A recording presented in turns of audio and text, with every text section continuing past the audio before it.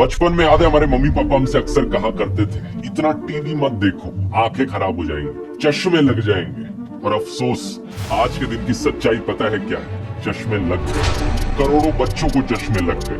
Kids become nearsighted. There's so many nearsighted kids these days. Children are having trouble seeing things that are far away. The nearsightedness increase in kids. अगर आपकी दूर की नजर कमजोर है, इसका मतलब है कि आपको नियर साइटेडनेस है। साइंटिफिक भाषा में इसे मायोपिया कहा जाता है। और इसको लेकर जो डेटा है वो बहुत ही शॉकिंग है। इंडिया में 5 से 15 साल के बच्चों के एज ग्रुप की अगर हम बात करें तो मायोपिया का रेट आज से 20 साल पहले 4.5% हुआ करता था। आज यही नंबर 21% क्रॉस कर गया है, यानी कि देश में रहने वाले हर 5 में से एक बच्चे को चश्मे लगे हैं। आज के दिन हालत ये हो चुकी है कि मायोपिया को एक एपिडेमिक कंसिडर किया जाता है और प्रेडिक्शन करी गई है कि साल 2050 तक दुनिया में रहने वाले हर दूसरे इंसान को चश्मे लगेंगे। ये सब आखिर क्यों हो रहा है? अगर आपको ऑलरेडी चश्मे लग चुके हैं तो क्या आप अपनी आंखों को नेचुरल तरीके से वापस ठीक कर सकते हो? और अगर आपको चश्मे नहीं लगे तो स्मार्टफोन की दुनिया में कैसे आप अपनी आंखों को बचा सकते हो? क्या असली कारण होते हैं मायोपिया के पीछे? आज के वीडियो में दोस्तों इन सभी सवालों के जवाब जानते हैं, लेटेस्ट साइंटिफिक स्टडीज को समझते हैं।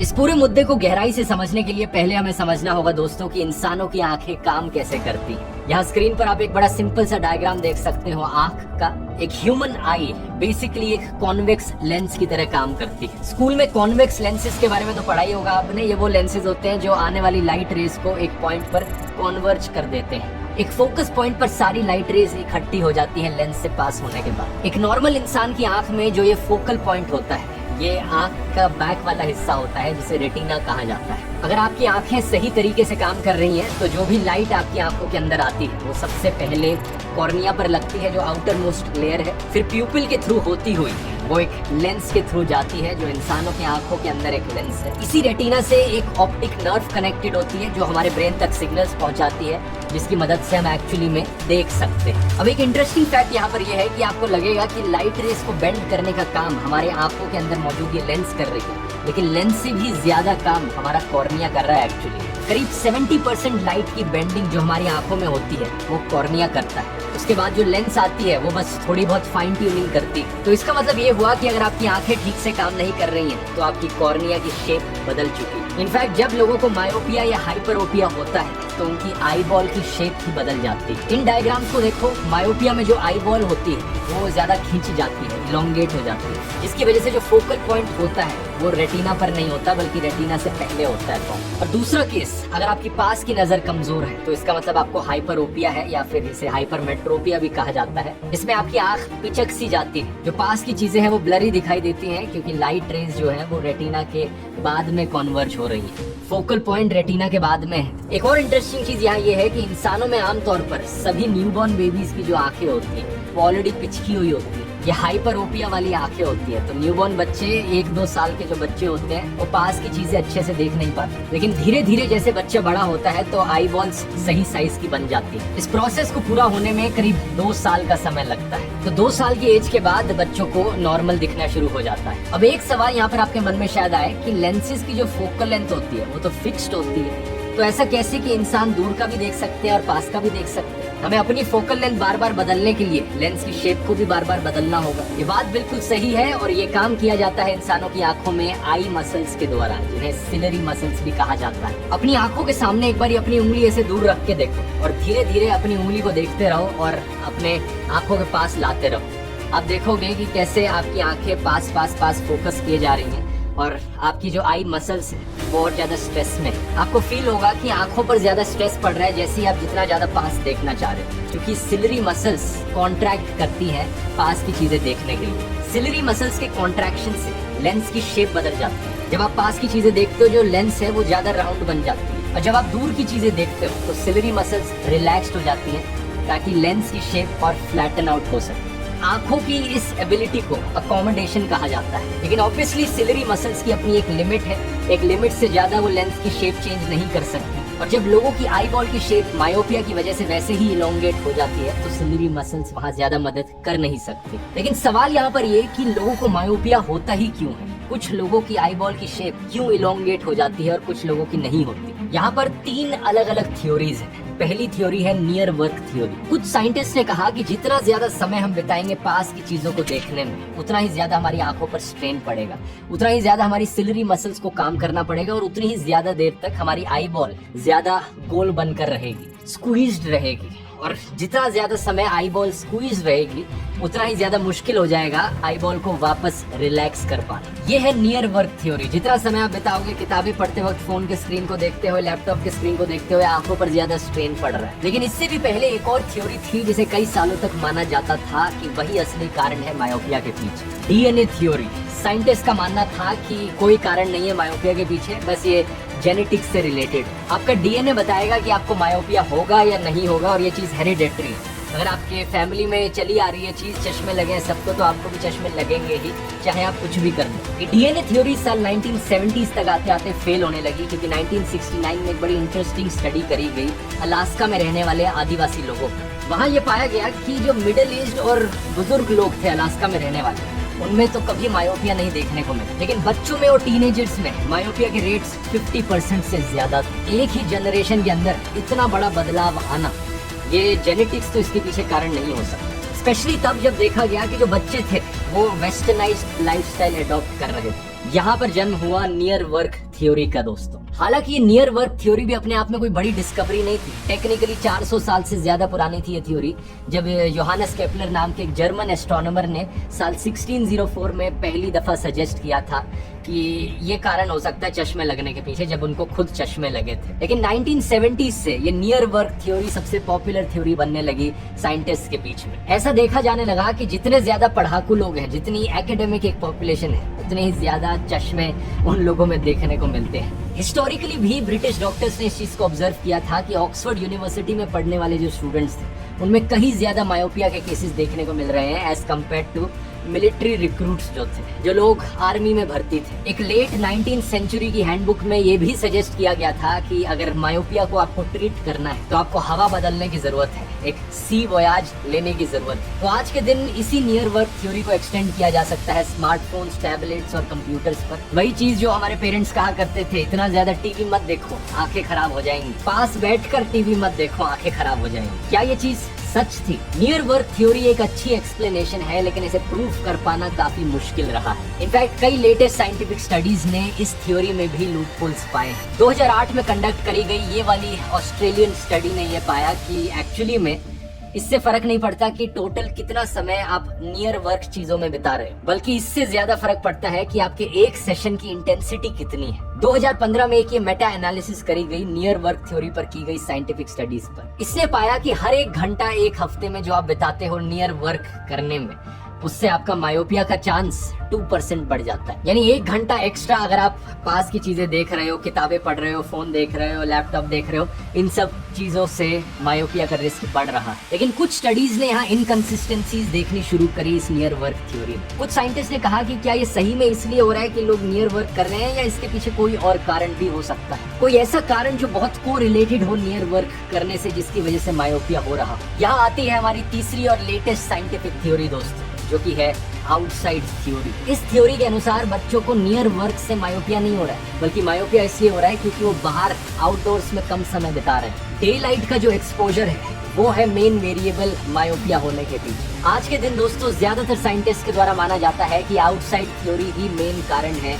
मायोपिया होने के पीछे। 2007 में एक बहुत बड़ी स्टडी करी गई थी कैलिफोर्निया में रहने वाले बच्चों पर, जिसने पाया कि एक्चुअली में बच्चे जब बाहर रहते हैं, आउटडोर्स में रहते हैं, उससे मायोपिया होने का रिस्क बहुत कम हो जाता है। अगले साल 2008 में सिडनी में एक स्टडी करी गई 4000 से ज्यादा बच्चों पर। 3 सालों तक इस स्टडी में बच्चों को ऑब्जर्व किया गया, वेरिएबल्स देखे गए कि वो कितना बाहर खेल रहे हैं, बाहर क्या कर रहे हैं, अंदर हैं, कितना नियर वर्क कर रहे हैं, और सेम कंक्लूजन रीच हुआ। बाहर रहकर बच्चे किन एक्टिविटीज में पार्टिसिपेट कर रहे हैं, क्या वो स्पोर्ट्स खेल रहे हैं, वॉक करने जा रहे हैं, पिकनिक मना रहे हैं, या सिर्फ बाहर टहल रहे हैं, इससे फर्क नहीं पड़ता। फर्क बस इससे पड़ता है कि बाहर रहना जरूरी है। इस थ्योरी ने इस चीज को भी प्रूव किया कि मायोपिया को अक्सर एक डिजीज ऑफ एफ्लुएंस क्यों कहा जाता है। ये एक ऐसी बीमारी है जो अमीर देशों में ज्यादा देखने को मिलती है, गरीब देशों में कम। जब इकोनॉमिक ग्रोथ होती है, बच्चे ज्यादा पढ़ाई करने लगते हैं, लोग ज्यादा कंप्यूटर पर काम करने लगते हैं, लोग आउटडोर्स में कम समय बिताते हैं, तो मायोपिया ज्यादा देखने को मिलता है। जानवरों पर भी कई स्टडीज करी गई ये पता करने के लिए कि आंखों में एक्चुअली हो क्या रहा है। जब हम बाहर समय बिताते हैं तो आंखों में क्या बदलाव आता है जिसकी वजह से मायोपिया हमें नहीं होता। तो ये पाया गया कि जब हमें ब्राइट लाइट का एक्सपोजर मिलता है, सनलाइट का एक्सपोजर मिलता है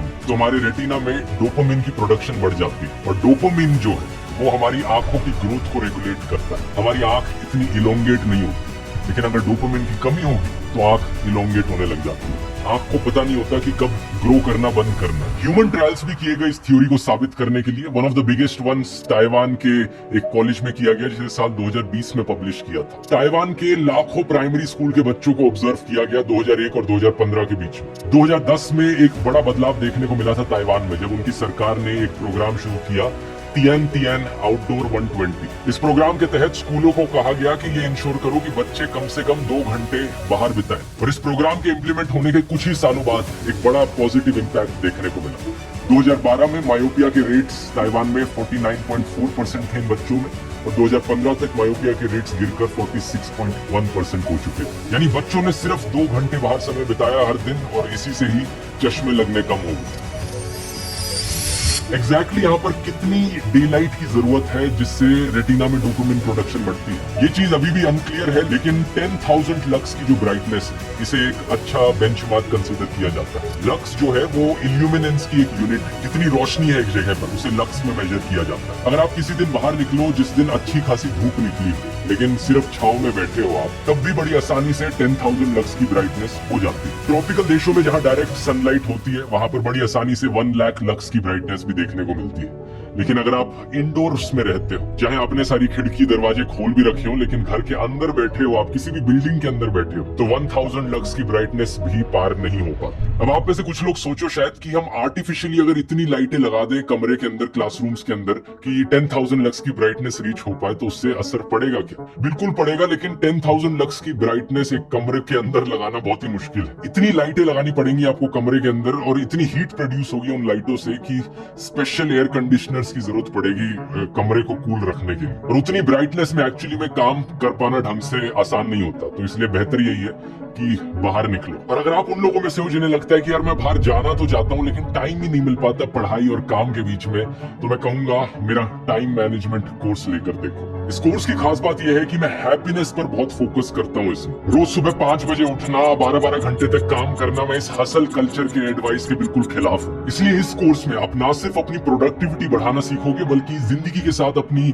लॉन्ग टर्म सेटिस्फैक्शन भी बढ़ाना सीखोगे। अच्छा, एक चीज मैं यहाँ पर ये भी कहना चाहूंगा कि मायोपिया कोई मजाक में लेने वाली प्रॉब्लम नहीं है। हो सकता है आप में से कुछ लोगों को लग रहा हो यार कौन सी बड़ी चीज है, चश्मे ही तो लगने हैं, चश्मे लगाकर सब ठीक हो जाएगा। लेकिन लेटेस्ट साइंटिफिक स्टडीज ने पाया है कि मायोपिया और ब्लाइंडनेस के बीच में भी एक सिग्निफिकेंट कोरिलेशन है। इन्वेस्टिगेटिव ऑप्थेल्मोलॉजी और विजुअल साइंस जर्नल में पब्लिश की गई नवंबर 2020 की एक स्टडी ने प्रेडिक्ट किया कि 2050 तक 10% पॉपुलेशन को दुनिया भर में हाई ग्रेड मायोपिया होगा। हाई ग्रेड मायोपिया का मतलब है अगर आपके चश्मे का नंबर -6 या उससे कम है, तो जितना ज्यादा आपके चश्मे का नंबर है उतनी ही ज्यादा आपकी आंख इलोंगेटेड। और हाई ग्रेड मायोपिया होने का मतलब है कि फ्यूचर में आपके अंधे होने का रिस्क बढ़ जाता है। ऐसा इसलिए क्योंकि जो रेटिना है वो एक फाइनाइट अमाउंट में मौजूद है आंख में, लेकिन अगर आंख और ग्रो करती रही और इलोंगेट होती रही, तो ये ऐसा हो गया कि मान लो आपके पास जो ब्रेड पर बटर लगाते हैं, बटर की संख्या उतनी ही है लेकिन ब्रेड और बड़ी होती जा रही है, तो आपको बटर को और पतला करके स्प्रेड आउट करते रहना पड़ेगा ब्रेड। रेटिना को भी और पतला होकर स्प्रेड आउट होते रहना पड़ेगा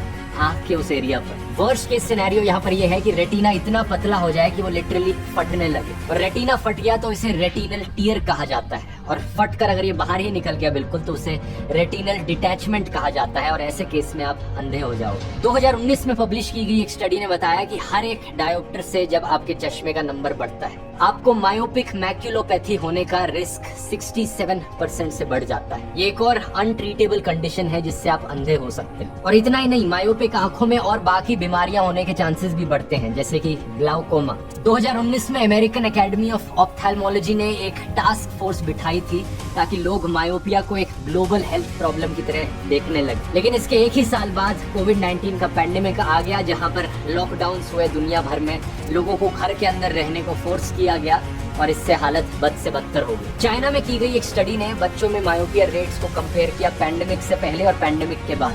2015 से 19 तक का जो समय था उसमें पाया गया कि 6 साल के बच्चों में चाइना में मायोपिया के रेट्स 5.7% पर थे। लेकिन जून 2020 में 5 महीने तक लॉकडाउन में रहने के बाद बच्चों में मायोपिया के रेट्स देखे गए तो वो 21.5% पर थे। इमेजिन करो, 6 साल के बच्चों में भी हर 5 में से 1 बच्चे को चश्मे लग गए। घर के अंदर बंद रहना, बाहर आउटडोर्स में सिर्फ 5 महीने तक ना जाना, उससे ये हो सकता है। चाइना के लिए ये चीज एक नेशनल सिक्योरिटी की प्रॉब्लम बन चुकी है, क्योंकि जब एयरफोर्स में आपको भर्ती होना होता है, पायलट बनना होता है, तो आपकी आंखें बिल्कुल ठीक होनी चाहिए। लेकिन अगर 90% बच्चों को चश्मे लगेंगे तो कहां से एयरफोर्स के लिए पायलट मिलेंगे उन्हें। इंडिया में भी हालत बड़ी तेजी से बिगड़ रही है। जो डेटा मैंने आपको वीडियो के शुरू में बताया था वो 2021 की स्टडी पर बेस्ड था। 5 to 15 ईयर ओल्ड का जो एज ग्रुप है अर्बन बच्चों का, साल 1999 में 4.44% को मायोपिया था, लेकिन 2019 तक 21.15% बच्चों को मायोपिया हुआ। और इसी स्टडी ने प्रिडिक्ट किया है कि 2050 तक 48.14% बच्चों को इंडिया में मायोपिया होगा, यानी शहरों में रहने वाले हर 2 में से 1 बच्चे को चश्मे लगेंगे। तो जब बात सॉल्यूशंस की आती है तो तीनों थ्योरीज को हमें यहाँ पर अकाउंट में लेना चाहिए। ऐसा नहीं है कि डीएनए वाली थ्योरी कंप्लीटली गलत है। कुछ लोगों में मायोपिया एक्चुअली में जेनेटिक रीजंस की वजह से ही होता है। और ये बात भी सच है कि अगर आपके पेरेंट्स को मायोपिया है तो आपके मायोपिया होने के चांसेस भी बढ़ जाते हैं। लेकिन आउटसाइड वाली थ्योरी सबसे इंपॉर्टेंट थ्योरी है, उससे सबसे ज्यादा असर पड़ता है। उसके बाद नियर वर्क वाली थ्योरी और फिर आती है जेनेटिक्स। अब हमारी जेनेटिक्स हमारे कंट्रोल के बाहर है तो उसको लेकर तो हम कुछ कर नहीं सकते। तो जो भी हम अपनी आंखों को बचाने के लिए कर सकते हैं वो इन बाकी 2 थ्योरीज से रिलेटेड है। हमें प्रिवेंटेटिव मेजर्स लेने चाहिए इन दोनों थ्योरीज को अकाउंट में लेते हुए। पहला, ज्यादा से ज्यादा बाहर निकलो, डे लाइट में, धूप में समय बिताओ। हालांकि जब आप ऐसा करो तो सनस्क्रीन लगाना मत भूलना, क्योंकि सनलाइट का स्किन पर एक बुरा असर पड़ता है, जिससे स्किन कैंसर के चांसेस बढ़ जाते हैं। और दूसरा, अपने नियर वर्क की इंटेंसिटी को कम करने की कोशिश करो। ज्यादा फिजिकल एक्टिविटी करो, स्पोर्ट्स खेलो, क्योंकि स्पोर्ट्स का एक इनडायरेक्ट असर पड़ता है आपकी आंखों पर। जैसे कि टेबल टेनिस जैसा स्पोर्ट भी हुआ, बैडमिंटन जैसा स्पोर्ट हुआ, वहां पर आपकी आंखें दूर पर फोकस करती हैं, फिर पास पर फोकस करती हैं जब बॉल या शटल पास आती है। तो इससे आपकी आंखों को रिलैक्स होने का अच्छा मौका मिल पाता है। आंखें हमेशा स्ट्रेन में नहीं रहती फोन पर जब आप देखते हो, किताबें जब आप पढ़ते हो।